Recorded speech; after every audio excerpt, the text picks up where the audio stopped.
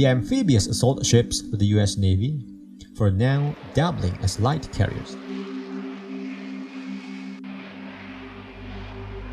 The L-class refers to the big deck amphibious assault ships of the U.S. Navy, which comprises of 7 Wasp-class ships and 2 newer America-class ships, totaling 9.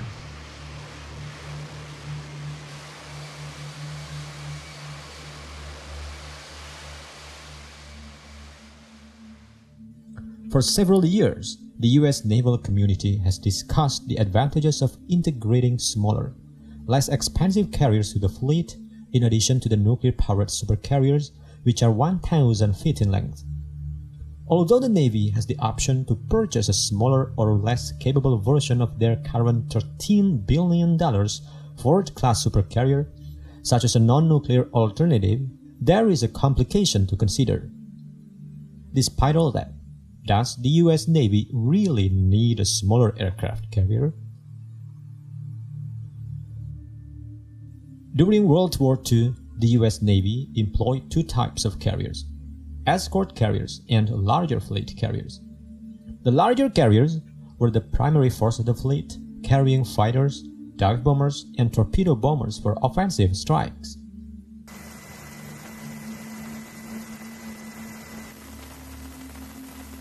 While the escort carriers, also known as jeep carriers, were smaller ships with smaller air wings designed to provide air support to convoys and substitute for larger fleet carriers when unavailable.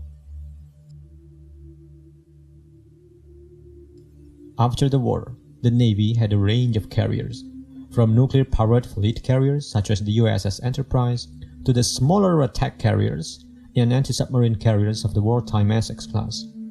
As the older, smaller carriers aged out, they were gradually replaced by supercarriers, and no smaller carriers were built. By the mid-1980s, almost all U.S. Navy's carriers were at least 1,000 feet long, except for the USS Midway and Coral Sea.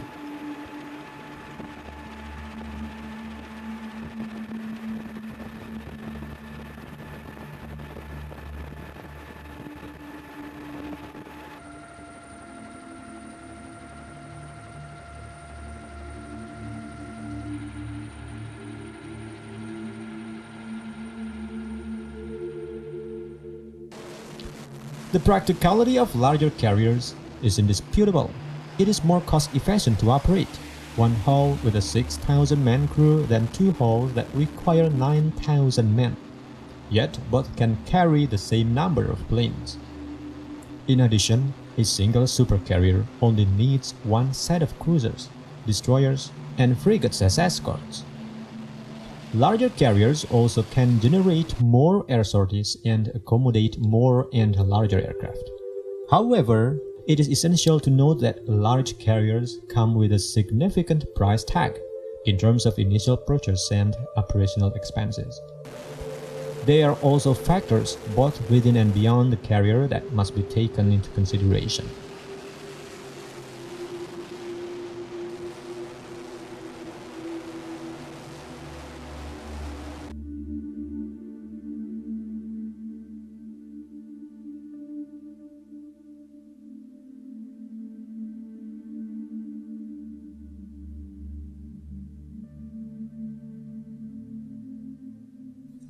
Compared to larger carriers, the medium aircraft carrier had a reduced capacity with only 2 steam catapults instead of 4, resulting in a launch rate of only half that of its larger counterparts. It also only possessed 2 elevators instead of 3. Despite this, the carrier compensated for its fewer planes by omitting fleet air defense and anti-submarine aircraft from its arsenal, instead focusing on its striking capabilities. As a result, it delivered nearly as much damage as a supercarrier.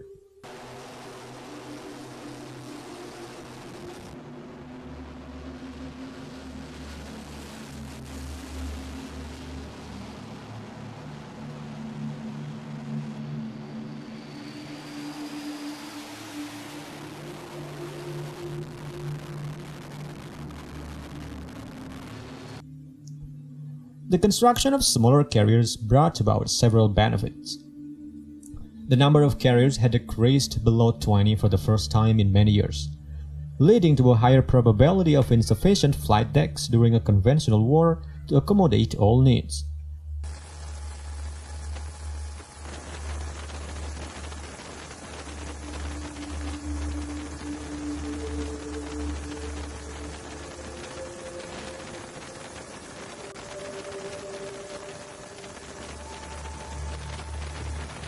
The distribution of naval aviation among more platforms increased its resilience against potential losses of individual carriers during wartime.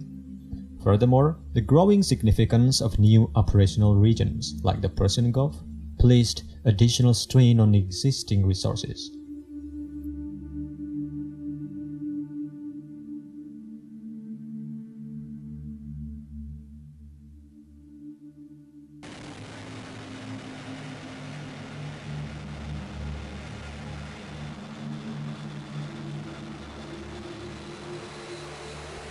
Although the medium aircraft carrier was proposed to have certain benefits, ultimately, the drawbacks of its smaller size made it an unappealing option.